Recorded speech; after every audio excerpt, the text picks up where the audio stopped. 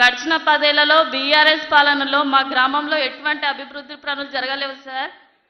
ఏవైనా జరిగాయంటే అది మీరు ఎమ్మెల్యేగా ఉన్నప్పుడు, మళ్ళీ ఇప్పుడు మాకు ముఖ్యమంత్రి అయ్యాక ఈ 2 సంవత్సరాల్లోనే మా గ్రామంలో అభివృద్ధి పనులు జరిగాయి సార్. అందులో భాగంగా మీరు ప్రవేశపెట్టిన పథకాల్లో భాగంగా మా సర్జకాన్పేట గ్రామంలో 44 ఇందిరమ్మ ఇళ్లను నిరుపేదలకు, అది పార్టీలకు అతీతంగా ఇవ్వడం జరిగింది సార్. అలాగే మా గ్రామంలో ₹1 కోటి వ్యయంతో స్కూల్ బిల్డింగ్ కూడా మంజూరు కావడం జరిగింది సార్. అది కూడా ఒక 70% పని పూర్తయింది సార్. అలాగే మా గ్రామంలో 45 లక్షల సీఎం రిలీఫ్ ఫండ్ చెక్లను కూడా మంజూరు చేయడం జరిగింది సార్.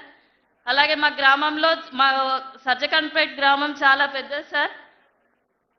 అందులో వివిధ కుల సంఘాలకు కమ్యూనిటీ హాల్స్ని కూడా మంజూరు చేయడం జరిగింది సార్.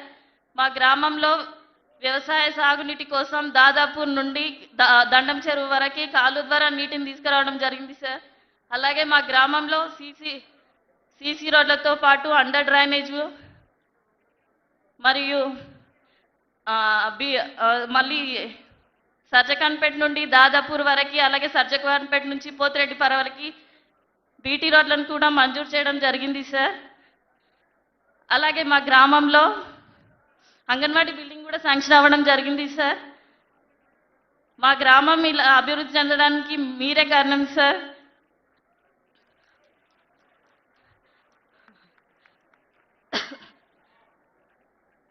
సార్, ఇకపై కూడా మీ ఆశీస్సులు, మీ దీవెనలు మా వెంటే ఉండాలి సార్. మా గ్రామంలో మూడోసారి కూడా ఇంత ఘనంగా, ఇంత మెజార్టీతో గెలవడానికి మీ యొక్క దీవెనలు, మీ అండతోనే మేము మా గ్రామాన్ని ఇంతగా అభివృద్ధి చేసుకున్నాం. ఇకపై కూడా మీ ఆశీస్సులు మాపై ఉండాలి సార్. మా ఊరిని ఇంకా ఆదర్శవంతమైన గ్రామంగా చూడాలని మా గ్రామ ప్రజలందరి కోరిక సార్. మళ్ళీ మీరే 2029లో మాకు ముఖ్యమంత్రి అవ్వాలని కోరుకుంటున్నాం సార్. మొదటిసారి మాట్లాడుతున్నాను సార్ మీ ముందు. ఇది అదృష్టంగా భావిస్తున్నా.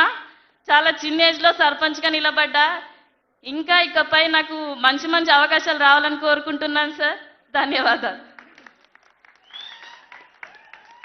థ్యాంక్ యూ తల్లి.